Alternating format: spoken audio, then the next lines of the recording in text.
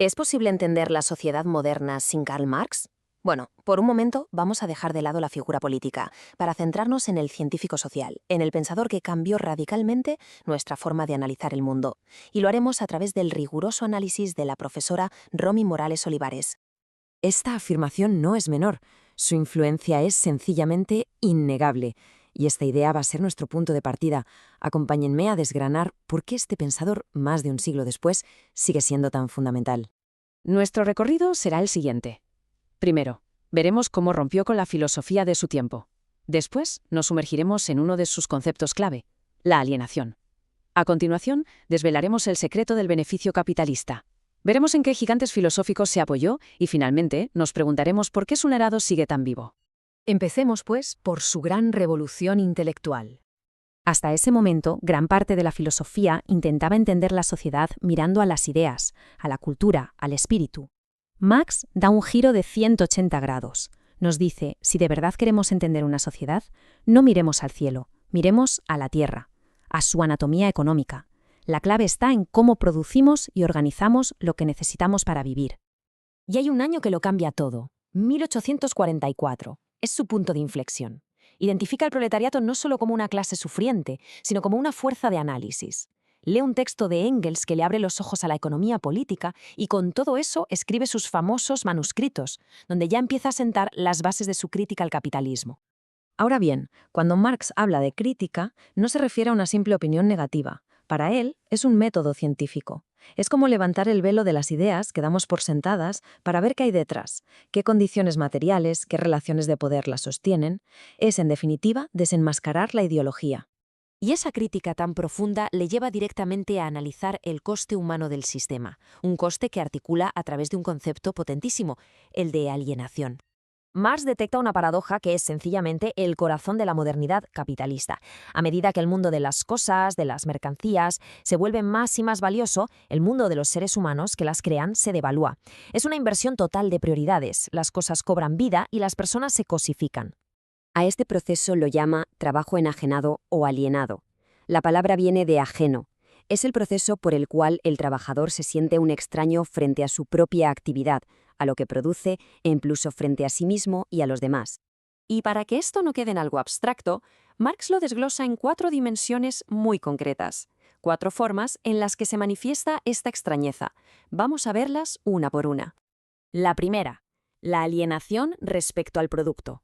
Es muy intuitiva. El trabajador fabrica objetos que no solo no le pertenecen, sino que además se le enfrentan como un poder ajeno. Cuanto más produce, más enriquece un mundo de mercancías que lo domina y más pobre, en esencia, se vuelve él. Esta cita de los manuscritos es demoledora. La energía vital, el tiempo, la vida misma del trabajador se solidifica en un objeto que ahora tiene una existencia independiente y hostil. La segunda dimensión es la alienación en el propio acto de trabajar.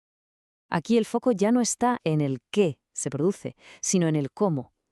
El trabajo deja de ser una actividad para realizarse y se convierte en un simple medio para sobrevivir. Es algo externo, forzado. No te afirma, te niega. Es, dice Marx, sufrimiento. Esta frase lo ilustra a la perfección. La persona solo se siente ella misma, se siente libre, en su tiempo de ocio. Durante su jornada laboral, en la actividad que debería definirle, se siente fuera de sí, como una pieza más de un engranaje ajeno. La tercera dimensión es quizá la más filosófica, pero es crucial. Es la alienación respecto a nuestra propia naturaleza humana. Para Marx, lo que nos distingue como especie es nuestra capacidad de crear de forma libre y consciente.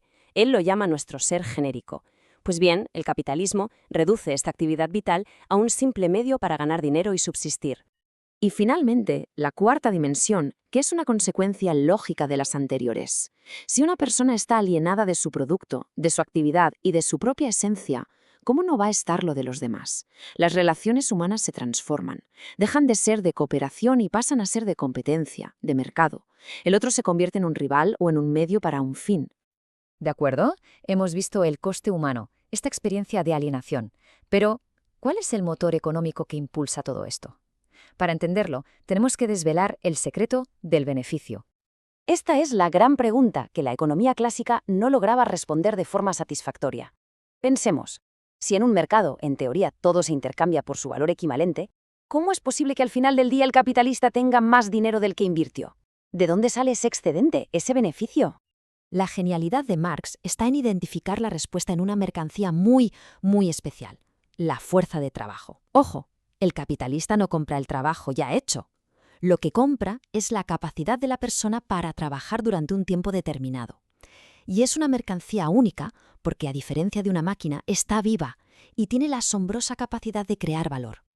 Y aquí, justo aquí, está la solución al misterio. La fuerza de trabajo es la única mercancía que, al ser utilizada, crea más valor del que ella misma cuesta, es decir, más valor de lo que cuesta el salario para mantenerla. Ese valor extra, ese valor adicional que no se le remunera al trabajador, es lo que Marx denomina plusvalía.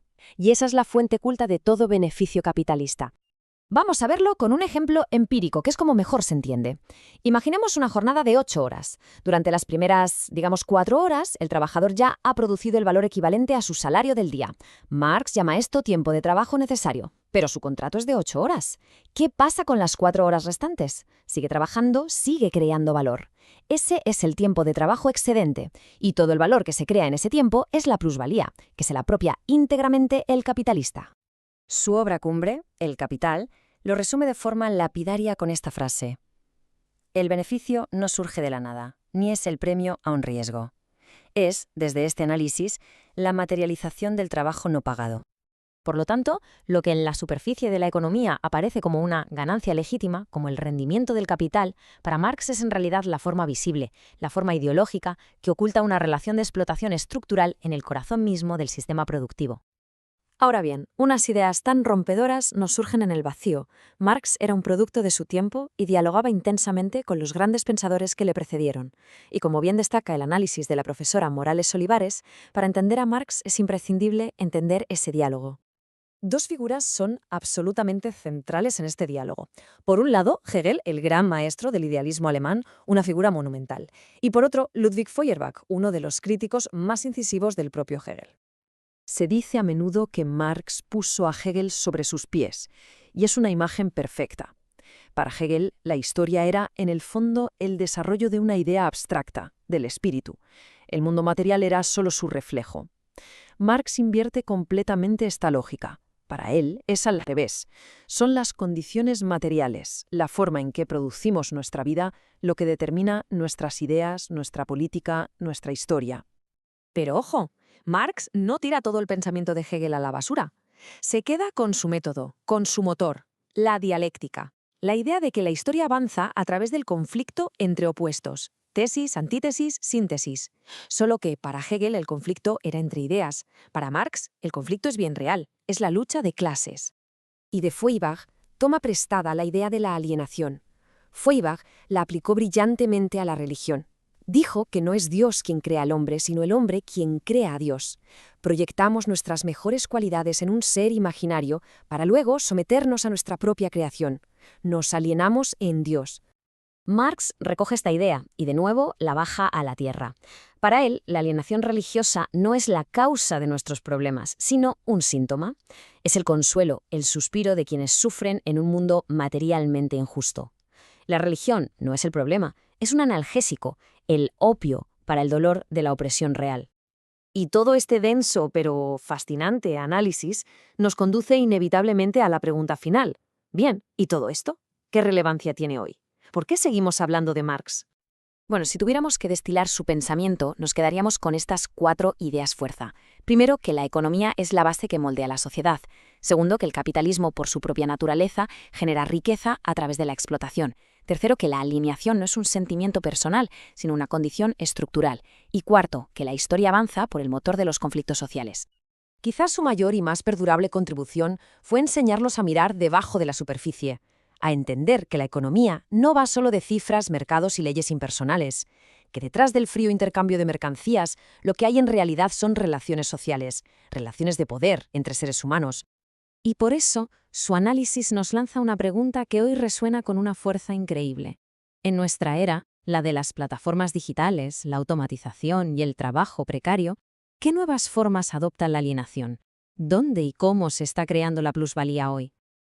Las herramientas que nos legó Marx, más de un siglo después, siguen siendo increíblemente afiladas para intentar encontrar la respuesta.